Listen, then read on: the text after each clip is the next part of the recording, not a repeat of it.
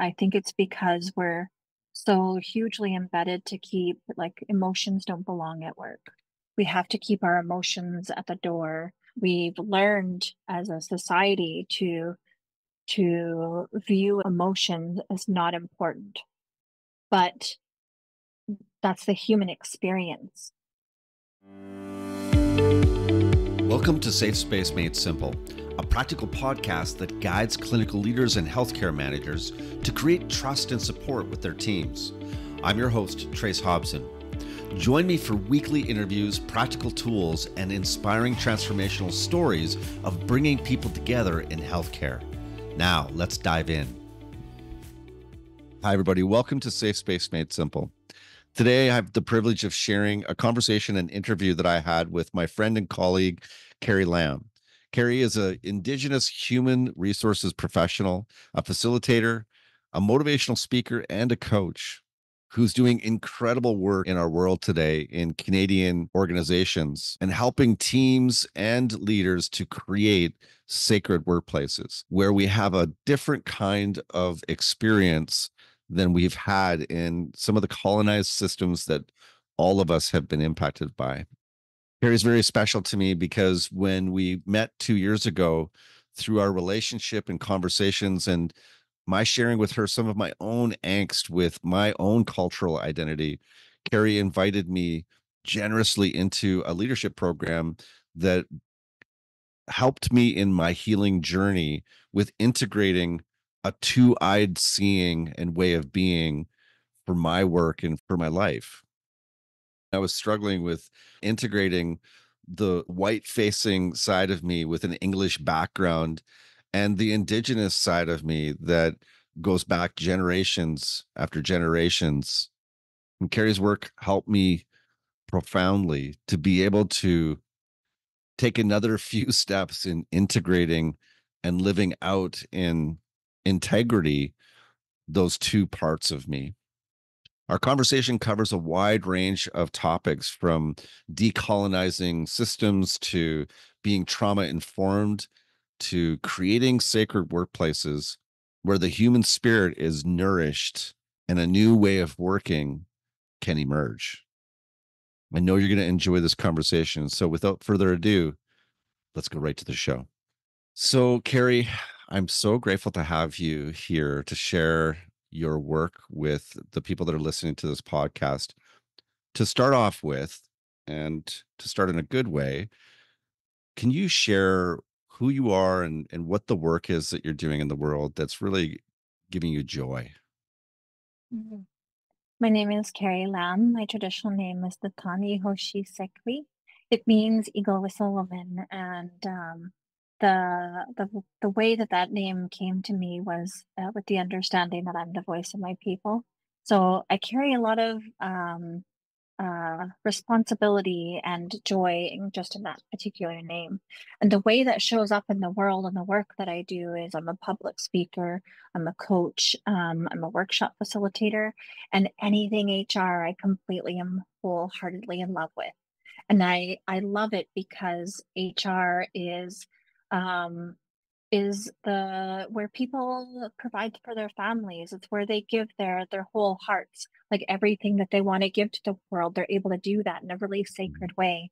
And I like decolonizing and dismantling colonial structures that perpetuate inequality and harm to all peoples, not just Indigenous people. But I always speak from my own lens. I am an Indigenous person, and I try to speak from my own voice, which is the only voice that I can speak from. I can't speak from yours. I can't speak from anybody else's. I could just speak from mine. And I try to integrate Indigenous knowledge and values and practices into a lot of these systems where um, I get told people experience HR as an oppressive system. Mm. It's another way to try to create and box people into showing up at work to make other people feel comfortable. Mm. Because if you shake up the system, then everyone's uncomfortable, going, "Oh my gosh, I don't know what's going on here," because we're not doing things the ways we've always done. And that's a lot of the work that I do is really just going into ceremony with myself and really understanding how people experiencing employment in the here and now, and Hmm. how can we discover of what it can look like in the future. And Mm. that is my also my way on cultivating a space that's safer for the seven generations that are going to follow me. Mm. There's a lot to unpack there. So the first thing I'm curious about, maybe a list of two or three, I noticed that you have launched a new brand, and it's called Sacred Workplaces, if I remember right. And what is a sacred workplace to you? And tell us a little bit about where that branding comes from. Mhm. I was sitting with my elder Emily Henry, and we are talking about how sacred the workplace is. And that, again, as I was explaining previously, I was talking about that when people show up to work, they're trying to give their best. They have this really sacred bundle of knowledge that they've acquired throughout their career. And they're coming to employment, opening up this sacred bundle for the Mm. employer to experience and to contribute and to be excited about the work they do. And I called it sacred workplaces, just knowing that people are doing that. So that again, that's my way of knowing, opening up their bundle and giving this sacred experience to their employer. And I called it sacred workplaces because with the intentionality of sacred being there, because people forget how sacred people are, what the experiences they're trying to contribute. And I think that's a lot of why they experience harm, they Mhm. experience hurt when they're in their employment experience, is because um, the colonized system or systems as a whole don't acknowledge how sacred it is that people are showing up into their spaces, Mhm. willing and geared to give them their best. And I think it's important that we use that word sacred in spaces so we can, with the intentionality of knowing that we have to care for people in that way, in a sacred way. So when they Mhm. come forward to us and to our employment experiences or into our as employers, then we have to know that they're giving us something sacred. So we have to try to deliver an experience that feels a little bit more sacred to them to know. And Mhm. I think of that in spaces of psychological safety, cultural safety, um, paying people well. I I'm a big advocate on paying elders in a competitive way, and we don't do that. And the systems often are looking for cost saving. Mm. And I'll be a little bit more political, even in the healthcare system. Um, we see that people it's a unionized environment, and people are striking because they don't feel that they're paid well or they're recognized in a good way for the sacredness that they bring to the table day in, day out in healthcare. Our frontline staff are giving their heart and soul, but then the reciprocity and the sacredness of that reciprocity isn't experienced and delivered back. We Mm. don't care for them in big ways. And So I thought the system was going to change when I saw COVID happen. Remember when we are going out and there's a day of the week we're going out and banging our pots and pans yeah, and cheering yeah. for our frontline staff? Why don't we do that every day? Why didn't we learn something from that and Mhm. celebrate those that put their heart and soul in a sacred way? And that's why I called it sacred workplaces, is because Mm. we forget how sacred that relationship is. Yeah, it's a beautiful name. I think it communicates a lot, and I love the image that you have too of the flames as well. It's very energetically attractive, and I think that that's really good. So when I listen to you talk about a sacred space, a sacred workplace, one of the things you mentioned was a psychologically healthy and safe space in those times. And I wonder, when you look at what's going on in a sector like healthcare, where there's many that don't feel safe, and you're going into that place and you're generating a safe space for yourself and with people. How are you actually doing that, especially in a big system that may not feel safe for a lot of people? How are you generating that when you go and do your work? Mm. So we can't move towards actioning change unless we speak our truth. So one of the things that I really did was in my previous role was really listened to the experience of Indigenous talent, and then I understood the sacredness of what they were sharing with me. It was very vulnerable. It was very raw, and then I listen to my inner wisdom. And so for me, when I go into the work, it's not just about like going to my computer and tapping it through a bunch of documents and things like that. For me, it's much deeper. Actually go into a bit of a ceremony with myself. So I smudge all of my equipment. I go into a space, and then I draw upon my wisdom. What is the wisdom that's coming forward for me in this moment? And I think about it. And then in my mind's eye, all of a sudden something will land and my spirit is called to do something. And I'll hear what the truth was. And then I'll try to pair with my Indigenous knowledge, the wisdom that I carry in my sacred HR bundle. And I'll try to execute, or I don't like that word, but I try to deliver a solution that speaks to that truth that they'd shared with me. So there was an idea that I had to have a space called the Restore program where um, no matter whether we have evidence as HR professionals that someone was harmed in the workplace, that they have the opportunity to go into a space of healing. They still felt hurt. So that particular concept came from that sacredness of going into ceremony with myself, really listening to what people were feeling in employment and trying to deliver something that felt true to their truth, and also Mhm. feeling my own pain in that too, like how I carried that pain when I felt something like that, and really look at things from the whole person of what they were needing to impact to restore balance in the way that they were experiencing employment, looking at the mindful self, the bodily self, the spiritual self, and how I could support that in a somatic way. And Mm. that's why I love somatic teachings. It's so akin to the way that I believe that healing work happens, is just really going to a space of grounding and rooting respect, compassion, interconnectedness, aligning with that my Indigenous ways of knowing, and then my HR teachings and breathing forth programs that hopefully help people feel safe. Mm.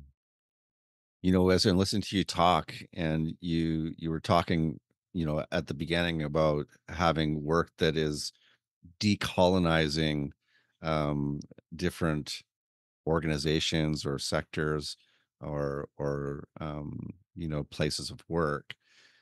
And the way you're describing it, for me, it is a very different approach. It would almost be the antithesis of what we're told to do, like investigative practice in HR, in respectful workplace practice, typically speaking. It's all about, is it founded? Is it unfounded? Is it vexatious? What's the investigative process? But when I hear you talk, you're talking about something very restorative and humanizing. It's not that we don't want to get to what happened, but it's a very different intention. And so it makes me wonder, what would you say to the leaders that are maybe listening to this and going, yeah, but what about the, investigator process, or what about the costs or operational impacts or all that stuff? Like, what could you say to them that would help communicate sort of the spirit of your way of working, which is a very ancient wisdom, indigenous approach? I think that when I look at that, then I try to practice a lot of humility and see people where they're at. And so for me, I understand the resistance to wanting to enter into a more sacred space in the way that we practice HR or how we support people. But to those particular leaders, it's usually because the culinary systems really like things like return on investment. They can tend to be very capitalistic, and there's a lot of power dynamics at play in culinary systems. And um, I'm always really curious, so I'll ask questions to inquire to see where they're at. making sure that I foster a conversation where they feel respected and valued, and that their thoughts are important too. But for those leaders that don't really see the value of practicing those things, I think it's because we're so hugely embedded to keep, like, emotions don't belong at work. Yeah. Um, we have to keep our emotions at the door. Um, it's not safe to talk about spirituality in the workplace because people will feel things. And so I feel like it's like the workplaces, so a lot of leaders that I end up supporting that way, um, it's a shift from thinking that we are devoid of emotion and that we're here to do a job and we're here to, like, almost like a robotic approach. We come in, we do our job, we go home. We come in, we do our job, we go home. And that, like, perpetuating that pathway, we've learned as a society to view emotions as not important, but that's the human experience. And so when I do my inquiries, I just really look at I see them where they're at, and I try to, like, really use my intuitive nature to kind of understand where they are. Hmm. And most times I'm able to really house a conversation that is healthy. Um, I've in my time, I'm thinking of one leader in particular, a big barreling uh, man, and he was he was sharing with me that in his profession we don't talk about trauma, and it's never discussed. We just come in, we do our job. I don't understand the value of talking about trauma in this space. It's not relevant. I went, oh, okay. Um, what do you do for a living, sir? And he said, I'm a policeman. I'm like, okay, sure. Great. Thank you so much for bringing that to my attention. Tell me a little about the work that you do and what you've been exposed to. And as he's sharing in our conversation, then trauma was very present in his experience. He had been a policeman for, I think it was 35 years, and but had never talked about trauma. And I asked him what that felt like, and he said it felt like, and he started to tear up, and he said it felt like um, his experiences weren't valid, that he had to just, like, plug away, move forward, and then this particular experience that caused him harm, spiritual harm and Hmm. emotional harm, and bodily harm, that it wasn't valid, it wasn't important because the system told him it wasn't. So to those particular leaders, I always enter into the conversations with curiosity because someone had told them at one time that their emotions weren't valid. And I have to try to discover through curiosity where that unmet need was. Someone decided that they weren't important enough to feel. And they then created this barrier, not a barrier, but a block, a Right. protective block, to make sure they were never hurt in that way. So we undress that in curiosity to figure out where it is that their unmet needs weren't met, and they go to a space of healing and understanding. And then I usually am able to bring them into an experience where they know it, because you can't recognize it until you feel it. And that is what a lot of my conversations is bringing people to the feeling. Hmm. I can recognize the feeling. Now I can have the conversation on why it's important for me to care for the people that I lead, why it's important for me to um, be vulnerable when I'm struggling. In our ways, if someone is tired, like, we really decolonize things like time. And if someone is saying, oh, I had a really hard time yesterday, I was, like, doing my healing work and I'm just feeling exhausted today. And before colonization, like, it probably would have, the conversation would have been, oh, just go have a rest, I can see that you're really struggling. But in these colonized systems, we're not told that. It's like, brush yourself off and go do your thing.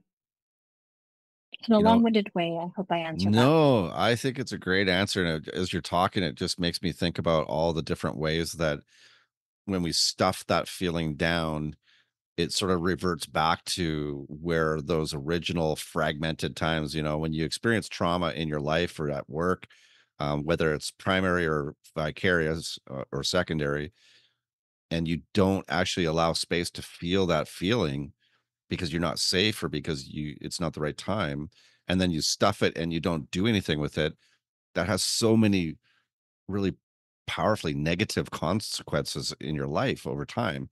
And it makes me think, when you think about like a big sector like healthcare, how much distress is just ignored or glossed over, and that emotion is just stuffed down. And to me, in the work that I do, I think that that's the source code for what we need to pay attention to actually transform healthcare. If we don't do that, nothing is ever going to change, because we're going to keep doing the same thing over and over again, expecting different results. Meanwhile, absenteeism keeps going up, retention keeps going down. People are leaving healthcare like never before. And there's lots of like operational reasons for that. And I know that's true, but I actually think that it's more related to what you're sharing about. And if we were to slow down and create sacred spaces where we can experience those feelings and really honor them and witness ourselves and others go through them, that energy can then fill our sails, can actually propel us forward, I believe. So I love what you're sharing. Mm-hmm. And when people, like, so that last point that I made, when people feel rested and well, then you can really see the difference of what they're able to provide you as employer. So, for example, on Monday, like I had some time to rest, and Monday, I really felt that space of creativity, that the creative thought, that next, like above and beyond thinking that I love about myself. And then when people are well and rested, then you see more of that start to transpire, and you see more of people rising to great thoughts, like above and beyond solutions. And I think that that's really important for, like, when we start at healing, people then can feel well, and they can contribute to their employers' visions and missions, and things they're wanting to accomplish in a good way. Mm. Hey, everybody, we're just going to take a quick break so that I can tell you a little bit about a resource that I created for you that's free of charge, that helps you to be able to generate a safe space if you're working as a leader or a manager or an executive in healthcare. You know as well as I do that is so many challenges that it's sometimes difficult to know how to operationalize things like psychological health and safety or well-being, especially when you have barely enough time to breathe, let alone do that. How do I do this? Well, I decided to create the Tiny Steps Safe Space Challenge, which is a one-on-one coaching challenge that's done during lunch hour, where you can come, and it's just for one person at a time. So the space is very limited, but I'm going to guide individuals through 5 different sessions that will teach them exactly how to generate a safe space in circumstances that where that feels really difficult. On day one, we'll cover how to generate a safe space in complex clinical cultures. On day two, how to generate a safe space with teams on the floor. Day three will be 3-step systemic coaching that makes a difference, that actually sticks. Day four will be being congruent to reduce burnout for you and your team. And day five is succession that fills roles and shifts and progresses your career. So this will be done in a very different way. This is not an educational or didactic experience. It's a somatic and systemic coaching experience using a modality of coaching that I call safe space systemic coaching. If you'd like to experience this, this is a very limited offer that I'll be doing for a select few people. So it'll be first come, first serve. Click on the link and check out the webpage that I created for this so that you can get any of your questions answered, or that you can get some more information. Now, without further ado, let's get back to the show. Carrie, I'd like to shift gears a little bit and hear a little bit about the program that I know that you were part of creating, that I had the honor of being a part of, which is the Fire Within. And if you could share a little bit about that program, where it came from, and I'm hoping that maybe you'll offer that in the future again. But I loved this program, and I think that it would be great for people to hear about that program. Mhm. Where it came from, and again, like the truth space. So the truth is that at that time where I was working, the number of Indigenous employees was in leadership seats was 18, and the organization is 40,000 plus people. And I thought, out of all of those people, there's only 18 Indigenous people that are in leadership seats. And it really hurt. And I sat with that hurt. I'm like, why does this hurt? It hurts because that means that decisions are being made in healthcare without us. And a large portion of the people, like mental health and substance use, um, that are a lot of the large part of the population that are being served are Indigenous people in those spaces where there's a lot of hurt that's being experienced. And it really bothered me that in the system, there's not enough Indigenous voices making important decisions. And these are our lands. You know, I'm a visitor here to the Stalo territory, but these are our lands. And decisions are made on behalf of us every single day without us. And that really bothered me. So I really went with the intentful focus to try to cultivate a space that was more of a holistic approach. And I shared this idea with a lady that was working there at the time, and she was really excited. She started thinking about like the inherent strengths and resilience and brilliance of Indigenous leaders that they're able to contribute to the healthcare system. And she was like, oh, how can I help to empower Indigenous voices in this way? Like, I will do anything.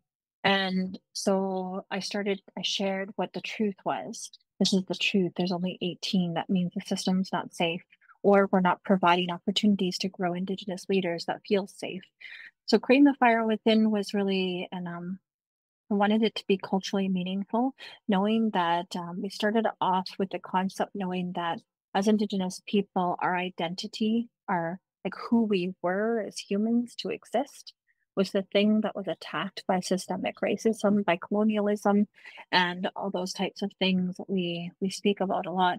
And so I needed to start there. So we started creating the first few days where it really started to try to restore a bit of a balance of participants understanding aspects of themselves and how they intersect their professional and personal lives as well as their cultural ways.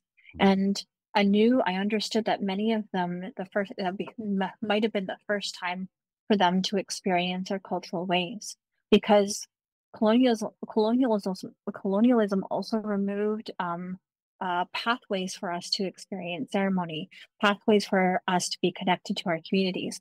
All of those things, there's a massive disconnect for many of us. So I knew that people were going to be experiencing this for the first time. And as they're addressing and understanding who they were and claiming their Indigenous identity, I knew that trauma was going to come up as well. So in that space, I brought through a trauma worker that was able to hold the space, knowing that it might show up. And then when the two current non-Indigenous supporters for the program came forward, then there's a lot of fear. Oh my gosh, people are going to feel trauma. I don't want to traumatize people. I'm like, no, it's just going to be in the room. There is so much hurt that we've experienced because of these systems that it's naturally going to arise. It's a fact. We know it's going to be there. So let's make sure we have someone there that's specifically there for the space of holding a healing opportunity should trauma arise. And it was really quite beautiful. And then the vision was, well, I need to be able to create a pathway for people where they start to curate their plan and what they're going to do with their career. In our Indigenous ways of knowing, knowledge is transferred over. And so I thought, how can I do that in a way that where knowledge is transferred over? And so I knew an elder was going to have to support. So I again went into that space of ceremonial understanding, ancestral knowledge coming through and around me. And then an elder that I know Elder Emily Henry came to my mind's eye. I'm like, she would be amazing in this space. And so I knew she would be able to support both the pathway of creating a professional development plan in a way that we would have transferred knowledge, got excited about the gifts that we bring. And what I really loved about that particular space when it happened live was it was exactly as my vision was, where we were claiming our talents, we were claiming them. So not only were participants doing a professional development plan for themselves, they're also claiming their gifts.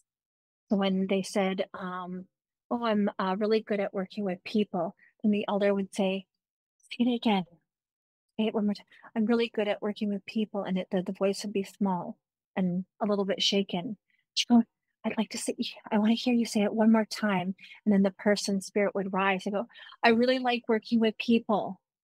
Like it was intentionally so. So then you can claim it with all of your spirit, the gifts that each participant carried. And that was a lot of my vision when I went into the ceremony of tried to create the program. The end of it was like I really wanted people to start to understand how to advocate for themselves. I didn't want to open them up and think that it was going to be a utopic experience after they were done the leadership program. We're still going into a very violent system that Mhm. really does not want Indigenous voices there. Um, they they just it bucks. So I knew that they were going to experience things like that. So the final days were about gaining self advocacy tools. Um, how do I navigate when someone is hurting my feelings about my Indigenous identity when I go back out, when I don't have this space of safety? And I try to do it in that way. And even with the intentionality of having um, an actual ceremony as the graduation, um, because I knew that many people in the room had an experience ceremony before, and I needed them to feel what that felt. Because again, we're bringing people to how it feels. We can't just tell them in words; they'll feel it. And so when even the graduation, the intention was also so then they would be immersed in this experience that was rich, huge, and wholly healing. Mm. And it was big. And not one person in that graduation ceremony had a dry eye because they were able to bear witness to their own individual growths.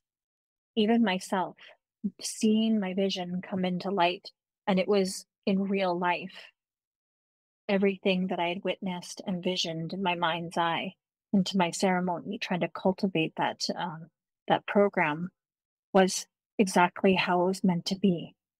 It wasn't perfect. We made mistakes, but those mistakes were for our learning and growth. And everything happened the way it should have happened. And I felt a lot of joy in creating that space. Mm.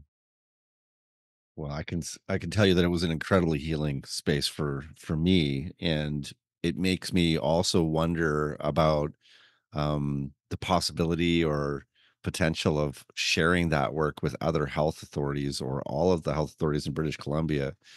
I don't know if you have that intention, but I think it would be a beautiful offering, which makes me wonder. So, you know, maybe respond to that if you can, and then what other work do you have going on right now that you're really excited about? I do similar things too, creating the fire within in my workshop facilitation work. So it's a lot of like self-advocacy tools and things like that. So I do two things. I support Indigenous folks or I support HR folks to try to understand how they could reposition the way that HR is experienced and reimagine how it's experienced. So I do workshops with them. And again, like it's with the intent that they feel the impact of what they're wanting to see as a change. And then I also have I call it a menu these days because I can't think of a different word, but I have a menu of workshops that I deliver to Indigenous ERGs, which is employee resource groups in lots of different organizations on topics like navigating Indigenous identity in the workplace. Um, um, we talk about one particular one is about our sacred boundaries. Because as Indigenous people, a lot of our boundaries were infringed upon by these systems, and we weren't allowed to say no. So um, we were um, we were unfortunately then taught that our no didn't mean something, or our boundaries didn't mean something. So that particular workshop is restoring the importance of being able to say no and the sacredness of that word, and that people can't, like, if it doesn't serve your spirit or doesn't heighten your spirit or get your spirit excited, that you can have boundaries, and those boundaries are okay, they're sacred. And when we use again that word sacred, then it allows for people to understand that, at this time I can't do this work with you, or at this time you're hurting my feelings. Like, understanding how to navigate the complexity of those conversations. I Mhm. also do some work in the spirit of, like, um, a lot of people, a lot of Indigenous folks, um, they don't know what to do with the experience of racism. And so some of my work, well, a good portion of my workshops are just being able to recognize what a microaggression is. And Mm. again, like, going into that space of claiming what that looks like. When you can claim it, name it, then you can heal it. Is kind of how I see it. So that particular workshop really helps to support people to know what that looks like. And then again, it's felt. So I share a lot of stories. So and so shared this experience with me, and it was a microaggression, and this is why. And I use storytelling as a modality for people to feel and, like, Mhm. go, wait a minute. When Joe told me that he wanted me to speak and do a land acknowledgement, and that's it. And I was the only Indigenous person that really hurt. Now I understand why. He wasn't asking anyone else to do it. How come just me?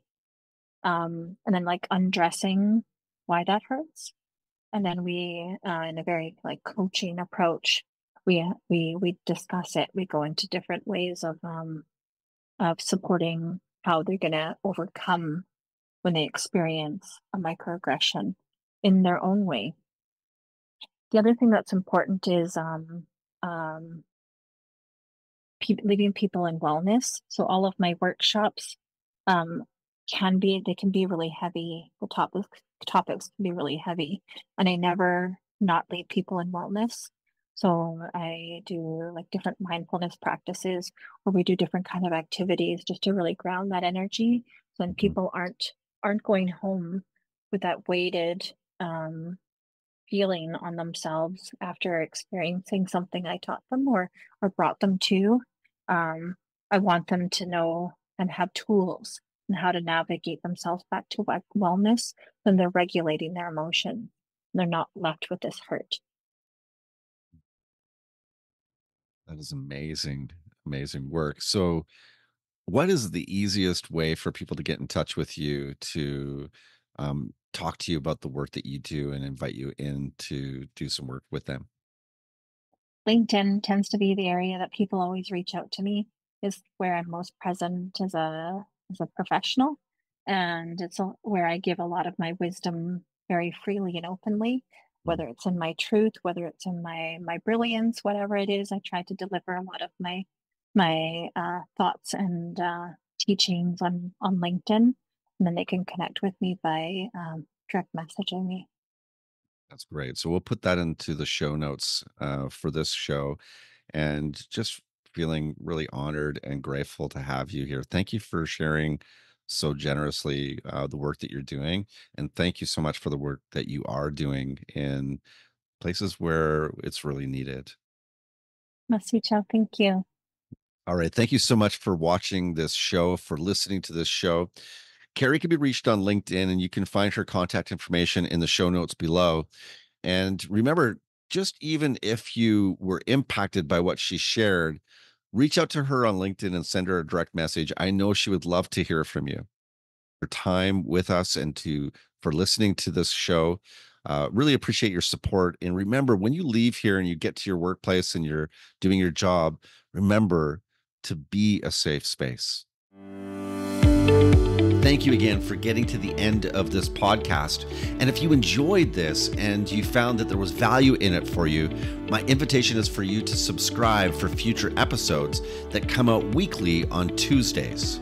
Thank you again, and I'm looking forward to being with you next time. Now remember to be a safe space.